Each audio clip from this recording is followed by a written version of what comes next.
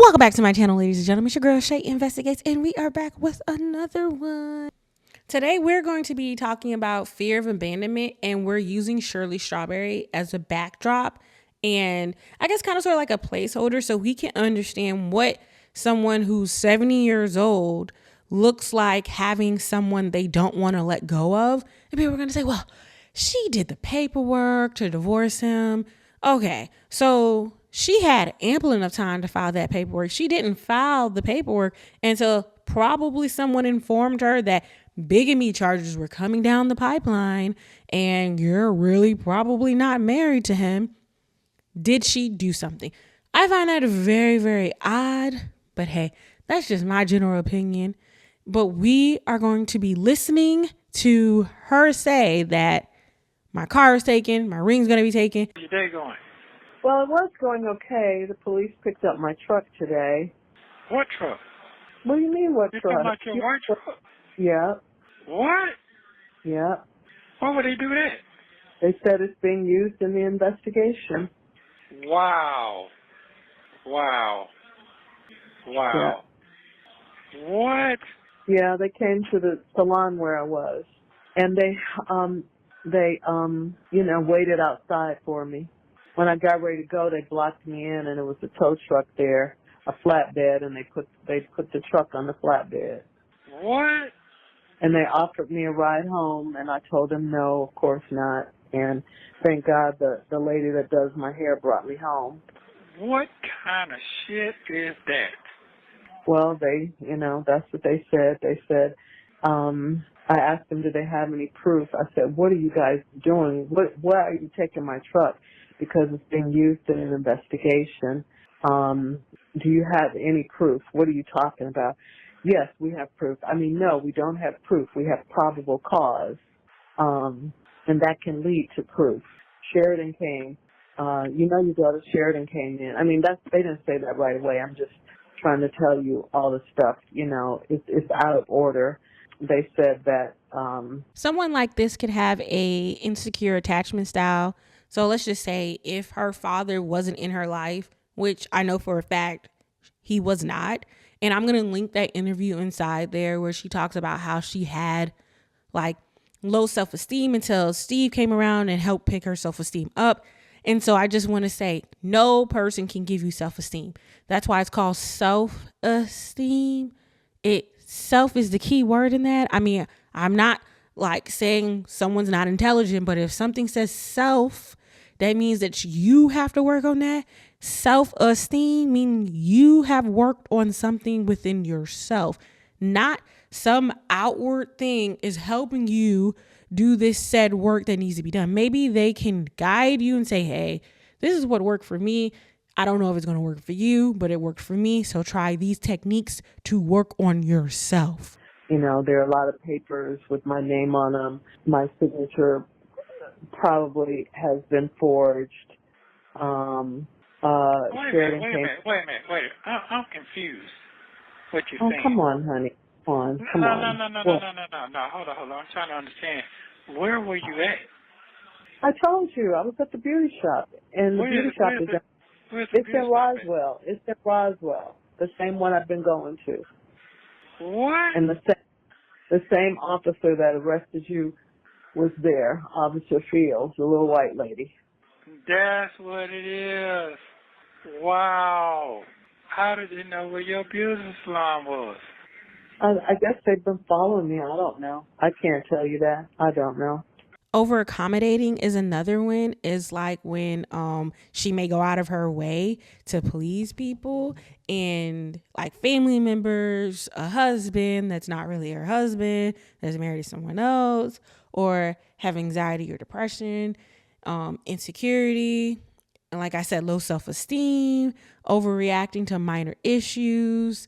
I mean, it's just so many different things that fear of abandonment can cause someone to have. I think for her, I think she just rather have someone in her life that does not feel like they left her.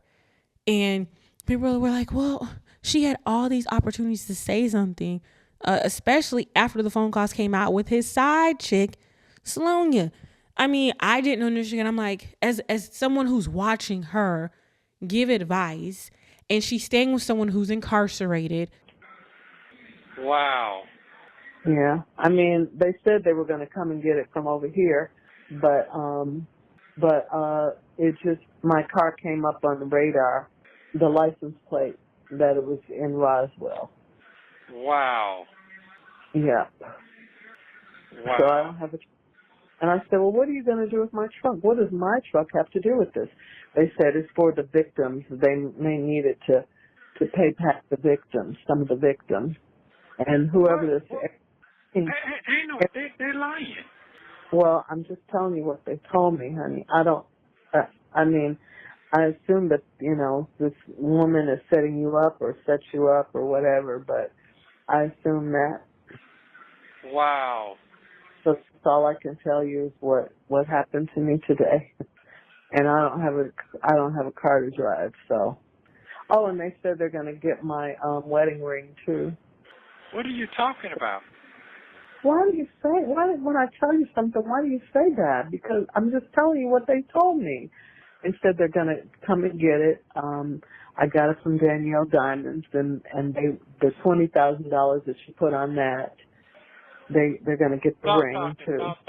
Who can't get bond, who has been taking advantage of women all across the country, who has swindled these women, who has, you know, arred someone allegedly, and all these other different facets of the crimes that he has committed that he is being charged for. And she still says that, nope, everyone's lying. You know, Sheridan went down there and I don't know what she talked about with them, but, you know, she's drinking the Kool-Aid or whatever. And it's other phone calls up here from phone calls from prison that you can listen to. And she's saying these things. And I'm just so confused. Like, you're going against your daughter for this man. Why? Fear of abandonment. It's so prevalent in there. And it took me a long time. I had to do a lot of research to to find why someone would go so hard for someone who could not be the person that you need, who's just a placeholder. He has nothing going for him. And I literally mean nothing, because he is incarcerated right now. Can't get bond to save his life. Some of those charges had no bond on them, and it took a long time before they would even give him a bond. So I'm really trying to come to terms with this. And I'm like, she is so successful. And people are like, well, why do you come down on her? Because she's so successful. I'm not saying that she would have to have it figured out, but she's 70. She's closer to the tail end of her life than the front end, and she still doesn't have it figured out. And some people might say, well, in that generation, they did this, that, and the third. So you mean to tell me because they fall into this generation, they can't grow as a person? As a woman, they can't grow. As a black woman, they can't grow. So if y'all are saying and justifying it as a position, then what does that mean for the people that are younger? That means that we can't grow and overcome things like this. That's the message y'all putting out there when y'all come into the comment section saying, oh, we need to give her grace. Oh, we need to do this and the third. Oh, so if we give her grace, what does that mean for us coming behind her? Do we give ourselves grace if we pick a man that has done all these different things and we're highly successful, but we're still picking at the bottom of the barrel and we've got bottom of the barrel crabs? I'm just trying to have it make sense for me. Stop talking on the phone. Okay. Yeah, I'll just stop talking about this, because all this bullshit. That's what they told me. Right. I understand that. Yeah. Yeah, Wow. but it wasn't a great day for me either, you know. That was a bad day. Wow. Yeah. So, I mean, they let me get my stuff out. I don't know. I